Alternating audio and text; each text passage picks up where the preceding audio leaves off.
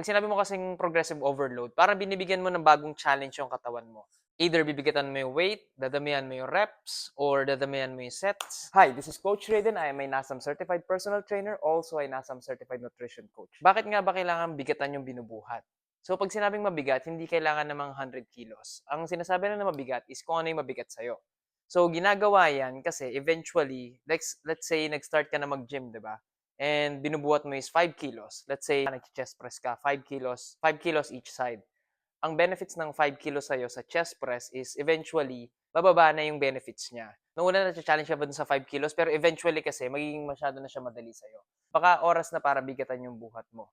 So, paano mo malalaman na kailangan mo na palang bigatan yung buhat? So, kapag tama yung form mo and then tama yung execution mo, tapos masyadong madali sa'yo yung exercise, parang nakaka 15 to 17 reps ka na or nakaka 20 reps ka pa, tapos hindi naman endurance yung target mo, baka oras na para bigatan mo yung weight mo. Kasi hindi na niya na-challenge enough yung muscle mo para mag-change. So, paano change? Para maging stronger and then also para maging bigger, kung yun yung target mo. Pag binibigatan mo yung weight, hindi mo naman kailangan agad na pumunta dun sa pinaka-heavy na makikita mo dun sa dumbbell rack.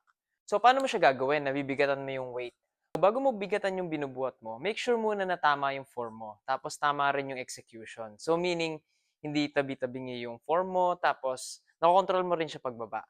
Kasi kapag hindi mo siya nakokontrol na mas magaan, lalo mo siyang hindi makokontrol sa mas mabigat. Let's say, for example, first set, 5 kilos, naka 17 reps ka. So, madali lang, di ba? Tapos, second set, tinry mo ulit. Naka 17 reps ka pa rin sa 5 kilos.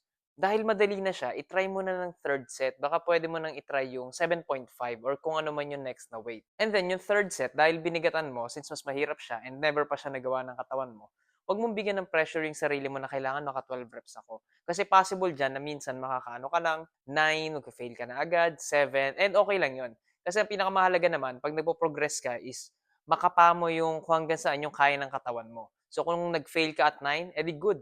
Actually, yun nga yung target kapag nag-try ka mag-build ng muscle or ng strength.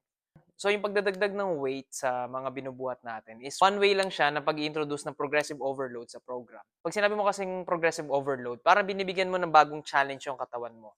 Either bibigatan mo yung weight, dadamihan mo yung reps, or dadamihan mo yung sets. Pwede rin naman na iniiklian mo yung rest in between sets. Maraming paraan para magawa yung progressive overload sa program.